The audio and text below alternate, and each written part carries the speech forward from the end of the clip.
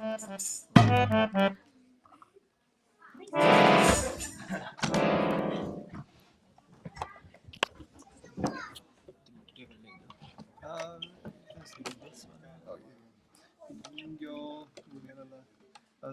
the lecture will be in English and there's a translation into Finnish. Onko täällä henkilöitä paikalla, jotka tarvitsisi suomenkielisen käännöksen? Joku, joka ei osaa englantia, paremminkin suomea. No, sitten meillä ei tule olemaan suomenkielistä kääntäjää.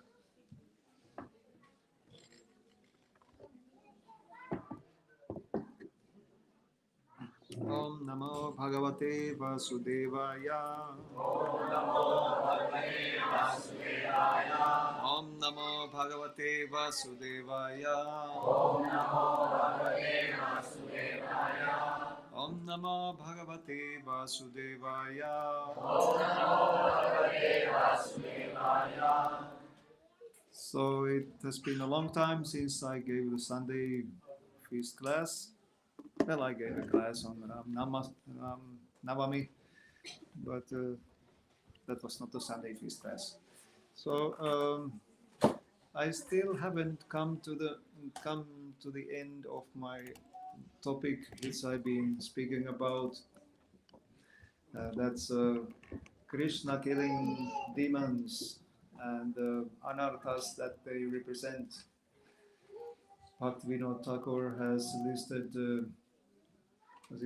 some 22 demons which Krishna killed in Vrindavan, and they represent different anarthas which we have, which we should try to give up for becoming pure, spiritually pure, and being make our human life successful. And today we are, well, these are not like demons themselves, but they represent some demoniac mentality which is giving us an obstacle for making progress in spiritual life. And today we are dealing demon number 14. This is the topic of Brahmanas, wives getting blessed by Krishna. One day when Krishna and his cowherd boyfriends with the calves, they were in a forest. Krishna and his friends were taking care of the calves in a forest, and they were mostly playing with each other all the time. And then after some time, because his mean uncle Kamsa wanted to kill Krishna, he sent some demons to kill Krishna. And in the morning time, some demon came while the boys were playing, and Krishna killed the demon. And after killing the demon, they knew it was time for lunch. And after lunch, they continued their playing. And afternoon, another demon came, and Krishna killed that other demon. And then they knew it was time to go home. But this time, the cowherd boys, they came to Krishna and said that we have been running around in the forest, and you were killing demons, and we were so sportiously occupied. So we haven't taken any breakfast, so we are hungry. So Krishna knew that nearby there were a group of brahmanas preparing for sacrifice. So they must have some food, some fruits at least. So, well, Krishna knew about these brahmanas. They were not really Vaishnavas. They are performing some kind of Angirasa, the sacrifice, and their motivation was to elevate themselves to heavenly planets. And there was no holy name chanting around. just like we did. So Krishna advised his cowherd boyfriends to go and ask fruits from them, and he specifically told that it's better don't ask them for the fruits in my name. Ask ask Balaram's name, my elder brothers, because he made an argument that Balaram is considered as a kshatriya, warrior class, administrative class, and I'm just a Vaishya, so it's more respectable. And Balaram was Krishna's elder friend also, and maybe there was something like Krishna is not always so trustworthy. Well, of course, Krishna is trustworthy, but he has his own ways to. They are not always always something that you would like or you would expect. But Krishna is still our lovable, most lovable object. Nevertheless, that's why Krishna is so interesting. Uh, so the cowherd boys went to the brahmanas and they were asking asking some food, some fruits for Balaram and Krishna, and made so many arguments that Krishna would actually be the object of your performing the sacrifice, the ultimate beneficiary of your sacrificial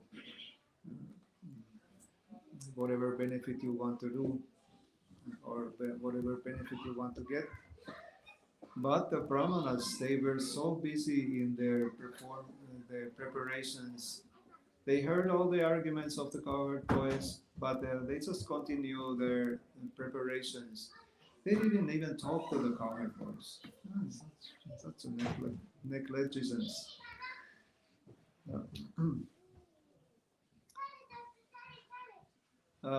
Even though the cowherd boys, if you think about it philosophically, they were in direct connection with Krishna. They would have been very much eligible to give instructions to the brahmanas what they should do. But these brahmanas were not very fortunate, and they went back to Krishna. So they explained the situation, and Krishna simply said, "Okay, then go another time, but this time go to the wives of the brahmanas." And then the cowherd boys left again, went to the house of the brahmanas, and the wives there were there fully decorated, very beautiful for being part of the ceremony. And then they saw the cowherd boys, and the cowherd boys were asking some food and fruits, and in the name of Krishna and Balaram. So the wives of the cowherd boys, they immediately started preparing all kinds of nice things, packing, and not only that they would have given the food to the cowherd boys, they wanted to go to themselves to bring the food. Uh, this was amazing, or actually quite logical also, because well, the brahmanas, they were doing their occupational duty. Mm. But the wives of the brahmanas, they had actually met the cowherd maidens from Vrindavan, and they have heard about Krishna from them. So they have developed natural love for Krishna in that way. So they had some good association. So, so they were immediately ready to surrender for some service to Krishna.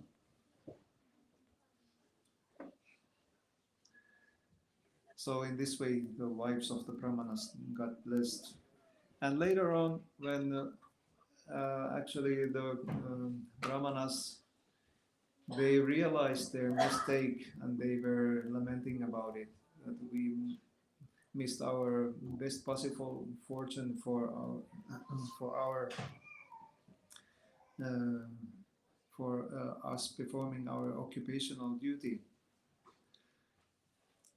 And in this way,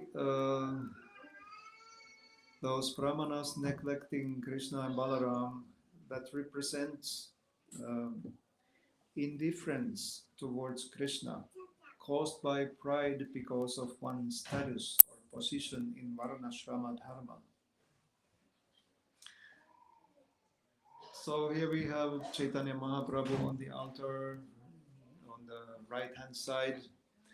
When he took sannyas, he went to the South Indian tour, and he met several personalities. One particular personality he met, which was given, or which was instructed for him to meet by one of his associates in Navadvip, Ramananda Roy. Oh no. Sarvabhauma Bhattacharya gave the instruction: if you go to South India, go to the Godavari River and meet this personality, Ramananda Roy. So Sarvabhauma Bhattacharya knew that he is very elevated personality. So Chaitanya Mahaprabhu met him, and they started discussing about the topic of the absolute truth. And one part of the conversation was they conducted in such a way that Chaitanya Mahaprabhu was actually leading Ramananda Roy to answer by making him questions. So they came up to the point. Chaitanya Mahaprabhu was asking what is the most beneficial thing, what is the to approach the absolute truth. And one of the suggestions Ramananda Roy gave him was following the duties in Varnashrama Dharma. But Chaitanya Mahaprabhu didn't agree with this. He told that it's simply external.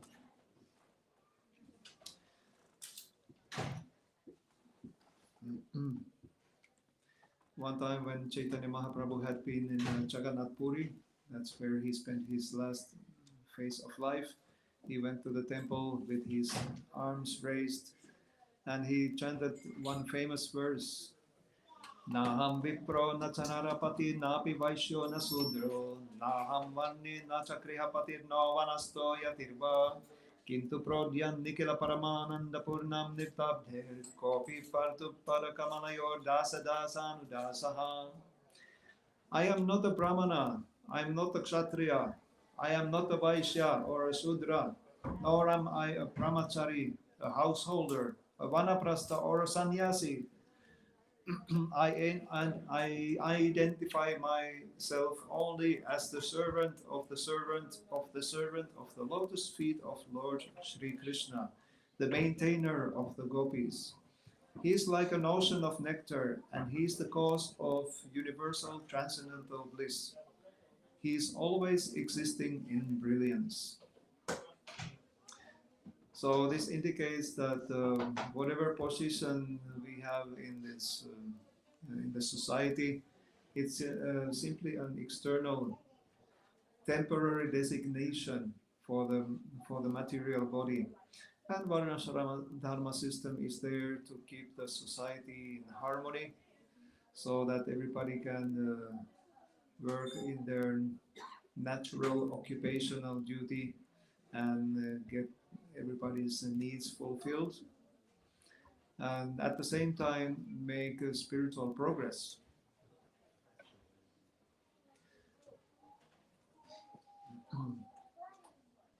So everybody, all the different sections of the society, like it was mentioned in the verse, Brahmanas, the priestly class, administrative class, Kshatriyas, then businessmen, agricultural, the caretakers, Vaishyas, and Shudras, those who give labor to all the other sections of the society, for the other, all other three.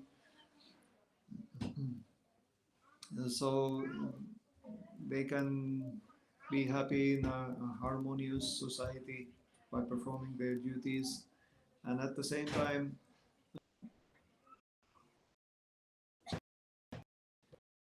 Supreme Lord.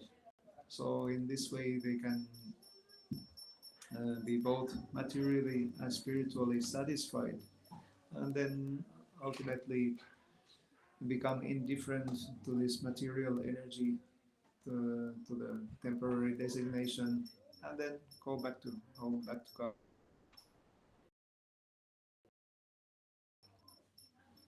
So in this way, anybody can worship and get perfection and get perfect his life with occupational duties.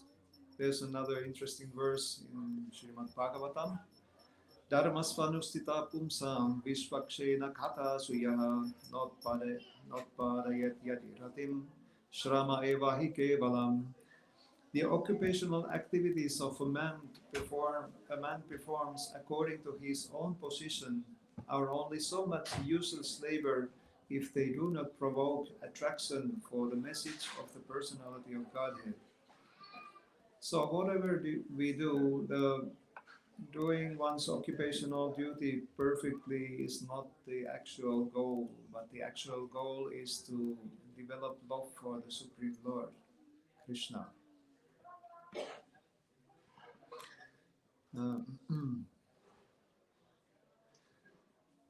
so when we had Valmiki Prabhu visiting us, Brahmachari from Slovakia, he gave a Sunday feast class on these two verses from Nectar of Instruction, and he started with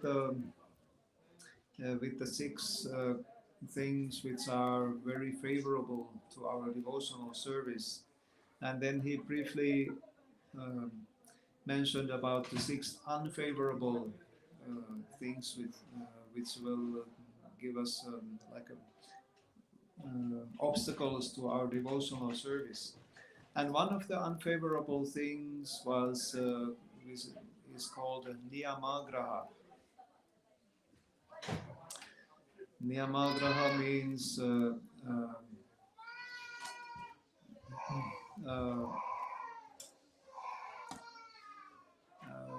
so that you follow the rules and regulations uh,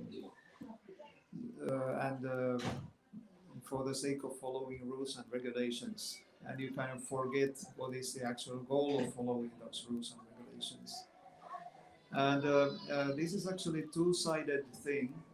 So that is the one side of it, and another side of it is to neglect all the rules and regulations and living according to one's whims. So niyama means rules and regulations, and agraha with a long R. Agraha means too much attachment, and agraha with short R. Agraha means too much neglect of these rules and regulations.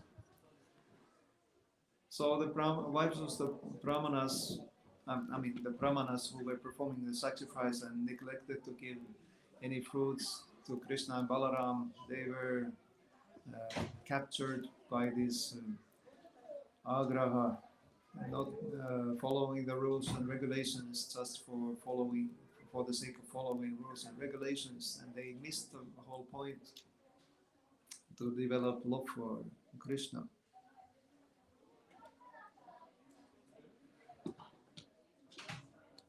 Okay, now we go to the demon or demoniac mentality number 15.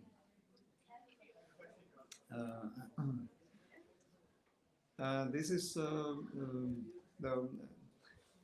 the occasion or the happening which we are very much celebrating in Kartik time. There's a festival called Govardhan Puja, and this is about King Indra. Krishna was the inhabitants of Vrindavan. They were preparing for a great sacrifice for great celebration would be there. They were cooking lots of preparations and all kinds of arrangements. And Krishna was wondering, he was asking Nanda Maharaj, Papa, what are you doing? Why are you making all these elaborate arrangements? So Nanda Maharaj explained, oh, we are performing a sacrifice to glorify King Indra, because Indra is sending us rains and we are very much dependent on rains. Rains will make the grass grow so that the cows can eat it, and all the crops will also grow. We are farmers, so we need a good amount of grains, and it will nourish the trees to give us fruits. So we are showing our gratitude to Lord Indra by performing this sacrifice. And then Krishna began to give some counter arguments. He said, actually, this Govardhan Hill, he is very much involved in our welfare. Actually, I mean, rains they come and they go.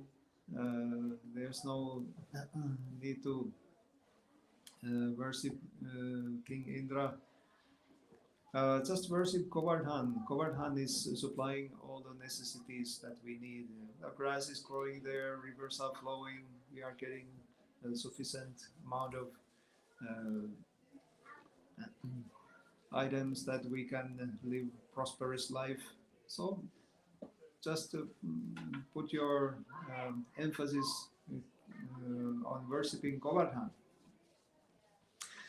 So Krishna made so many different arguments, and finally he was able to turn Nanda Maharaja's head. So Nanda Maharaj started to agree with Krishna's proposal, and he ordered everything to be offered to Govardhan Hill. And Govardhan Hill was very much satisfied. He practically ate everything that the inhabitants of Vrindavan had prepared. So then Govardhan Hill was speaking to the inhabitants of Vrindavan. He let out this word, Aniyor, Aniyor, I'm not satisfied, give me more. So now the Vrindavan inhabitants, they were a little bit worried because they were running out of boga to cook for Govardhan. But then they made the endeavor, made another preparations, and then Balaram knew the trick. After giving the second batch of preparations to Govardhan Hill, he gave one tulsi leaf with it. So then Govardhan Hill was satisfied. But Indra was looking down from the clouds. What are these inhabitants of Vrindavan? What are they doing? They are following this little blue boy, and they are not giving me any gratitude for what I do for them.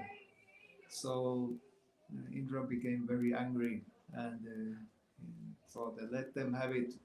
Samvartaka, he was calling Samvartaka clouds.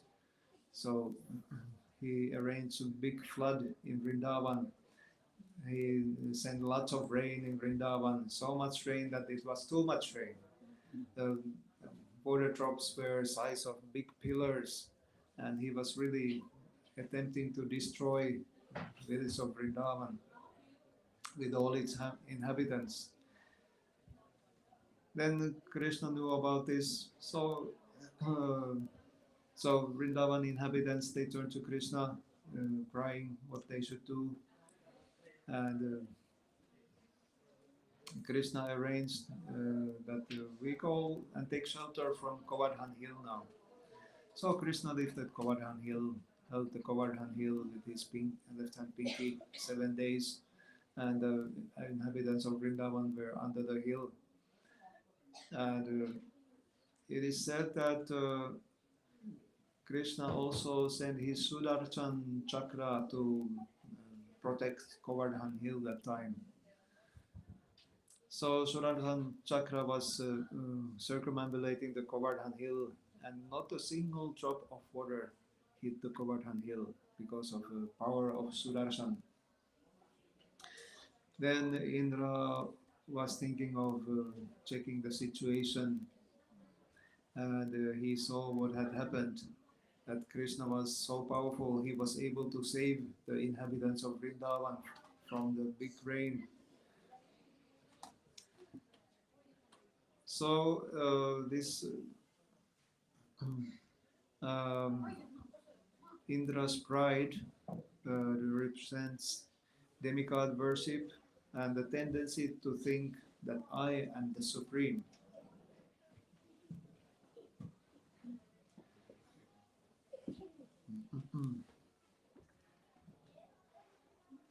So we have different things concerning the demigod worship. Uh, First of all, there's a verse in Srimad Bhagavatam which explains that if you give water on the root of the tree, all the branches, leaves, and flowers, they get nourished automatically. So we living entities, the devas, they are considered as the leaves, twigs, and flowers of the tree, and Krishna is considered to be the root. Or if we give food to the stomach, all the limbs of the body they get energized. So in this case, Krishna is considered as the stomach. So we are if we worship Krishna, then the demigods they are automatically satisfied.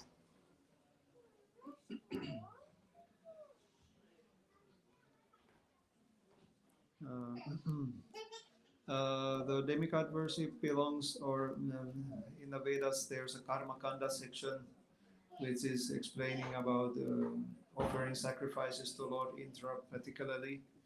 Uh, and that will elevate one to the heavenly planets. One performs religious activities, and then economic development is coming accordingly, and then one enjoys artha, dharma, artha, kama, and enjoys those results of artha, and then gets moksha, liberation.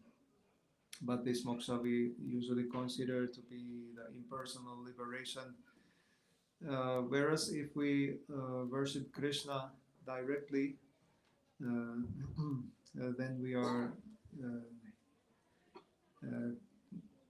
also liberated from the cycle of births and deaths. But we are going back to Krishna Loka. Yanti Deva Vrata Devam Pitri Yanti Pitri Vrata Putani Yanti Putejya Yanti Mad Yajanopi Mam. I forgot the exact. But whatever you worship, you go to that place. If you worship the demigods, you go to the place of the demigods. If you worship Pitris, you go to the ancestors, you go to the planets of the ancestors. If you worship ghosts, you go to the abode of the ghosts. But if you worship me, you will come to me. So that's very logical.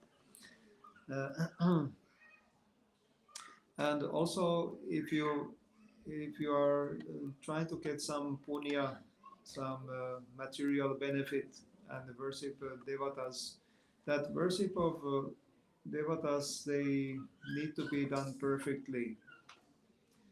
Otherwise, it might have an opposite result.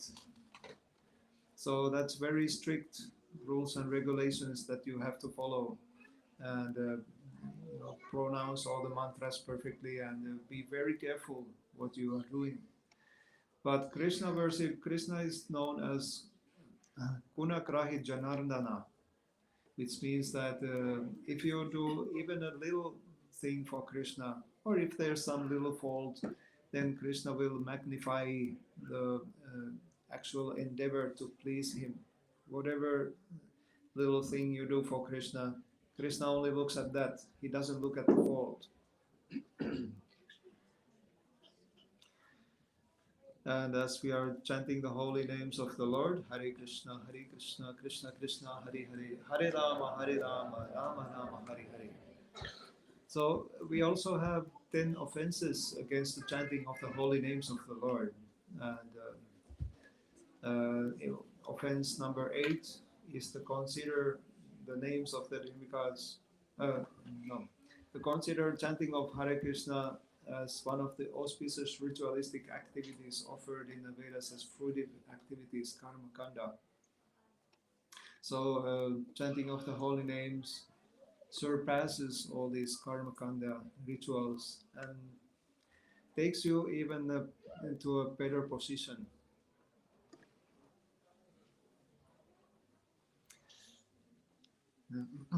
And the better position is that Jiva soul is getting to its original position as part and parcel of the Supreme Lord and as his loving servant. There's a loving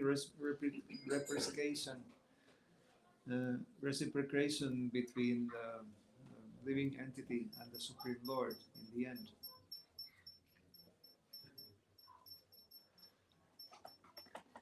And then there was another thing that one thinks that I am the Supreme. This is what Indra's pride represents. So we had one spiritual master, one sannyasi in our movement who has now passed away since quite a long time. He was a disciple of Srila Prabhupada. His name was Tamal Krishna Goswami, and he was very strict in his service, and he demanded strictness from everybody else also. So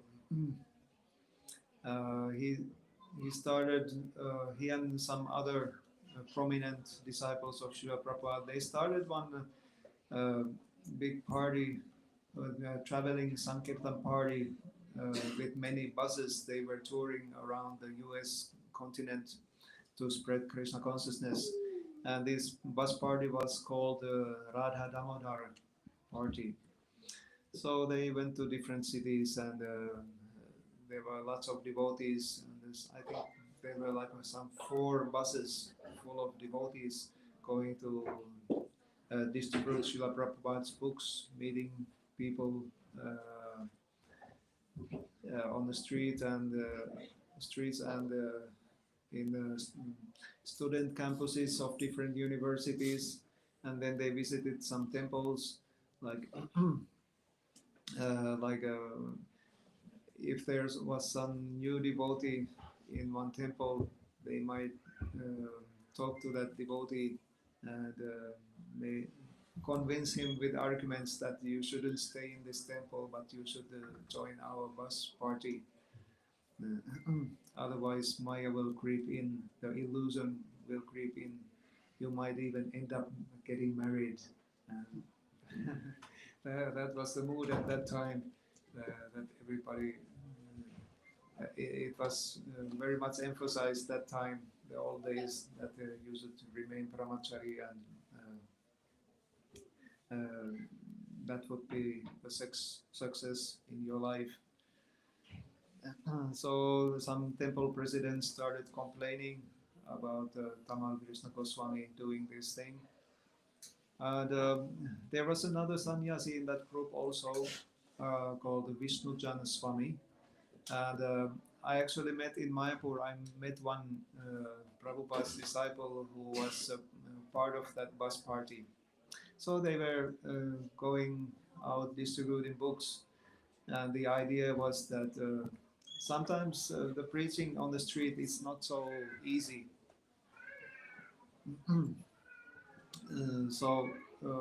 But different devotees took that situation in different ways. There were devotees who needed a strong encouragement to go on the street, and there were devotees who needed some little pat on the head, like very soft words to encourage further. So when they needed that soft speaking, uh, it's all right. You are doing great. Krishna will bless you. And very soft words. They would call Vishnu Jan Swami. But then there were some. If you needed like a very strong encouragement, like a almost you could think of going to a war, go there out there and fight. Then you would call Tamar Krishna Goswami. Uh, so so this reputation of Tamar Krishna Goswami went to Prabhupada's acknowledgement. So one time Prabhupada told him he understood that Tamar Krishna Goswami was quite overpowering from other devotees.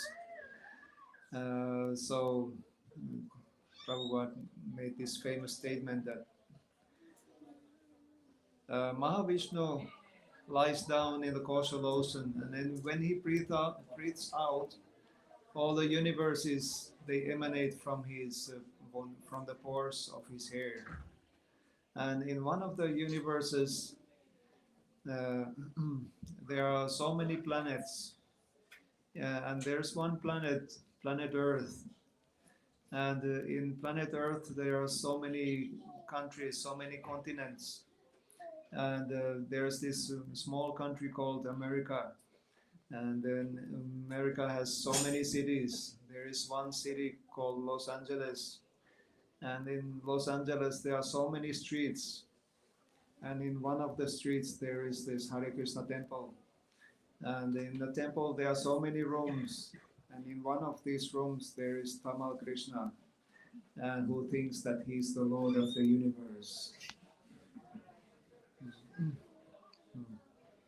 So in Mayapur, we have one prominent Prabhupada's disciple who is like a, could consider he's the heartbeat of Sri Ram Mayapur, ISKCON Mayapur. His name is Chaipataka Swami. So when Srila Prabhupada established Chaipataka Swami as the head of ISKCON Mayapur, he himself told us that he was established as the head of ISKCON Mayapur by Srila Prabhupada 10 times. And 9 times he was kicked out by Tamal Krishna Goswami. So that says something that maybe Tamal Krishna Goswami was not so much pleased about how Chaitanya Swami was running things. But Prabhupada had great faith on him, and he has Chaitanya Goswami has a great impact in Sri Ram Mayapur. But Tamal Krishna Goswami did also a very great endeavor, and which was appreciated by Srila Prabhupada. We had to get our own place in Navadvip area, in Mayapur area. So there was one big rice field where there was really nothing. So then Tamal Krishna, Srila Prabhupada sent Tamal Krishna to buy this land. And it took some time, like whole day, he was discussing and arguing with the landowners. So finally, they were living in some other building somewhere. Then finally, Tamal Krishna Goswami, he came back to the devotees' residence, and only Prabhupada, there was light. It was late at night, and only Prabhupada had light in his room. So Tamal Krishna Goswami, he went to see Srila Prabhupada, and handed out the agreement paper. Prabhupada, the land is yours. So Prabhupada appreciated this very much. He said, "Thank you very much." So,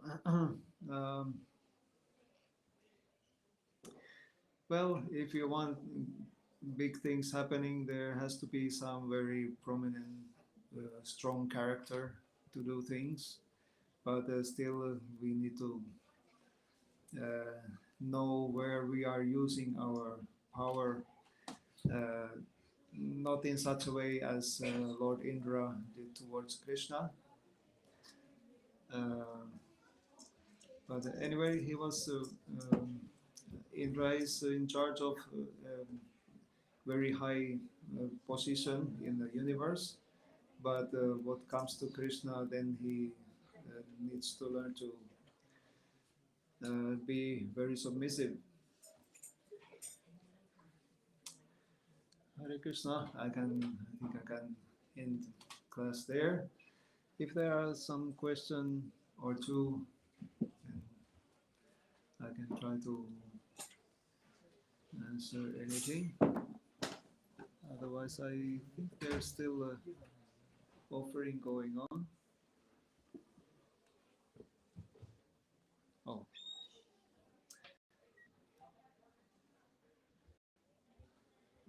Kalpa, oletko sä valmis aloittamaan Aratin? Okay. All right. So, no questions. So we are